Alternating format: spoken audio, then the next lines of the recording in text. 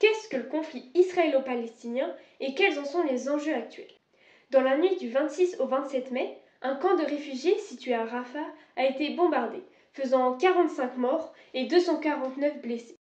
Relancé en octobre dernier, ce conflit meurtrier et violent oppose Israël au Hamas. Le Hamas est une organisation terroriste qui contrôle la bande de Gaza, une région palestinienne depuis 2007. Afin de mieux comprendre l'origine de ce conflit, remontons à ses racines. Contrairement à ce que l'on pourrait penser, les rivalités entre ces deux États existent depuis des décennies.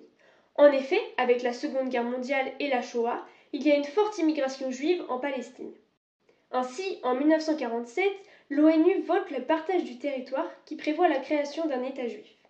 Puis, en 1948, le président du Conseil représentatif des Juifs palestiniens proclame l'indépendance d'Israël.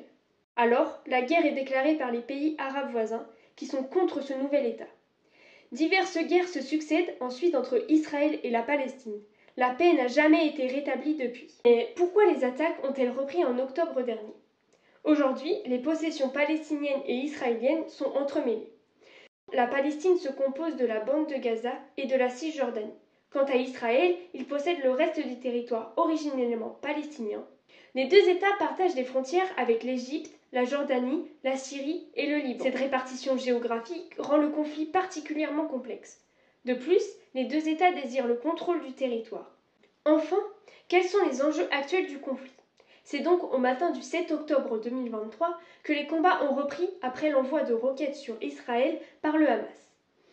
Depuis cette date, les bombardements se poursuivent de façon très barbare. Dans la bande de Gaza, tout est en ruine.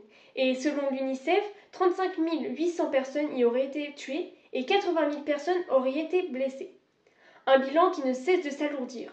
Le 6 mai 2024, Israël a demandé l'évacuation de Rafah, ville située à la frontière sud de Gaza, car il veut y mener une offensive militaire dont le but est d'anéantir les derniers bataillons du groupe islamiste du Hamas.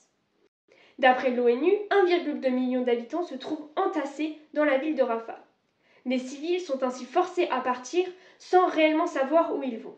Par ailleurs, la communauté internationale a exprimé ses inquiétudes face à ces attaques qui pourraient être un désastre humain.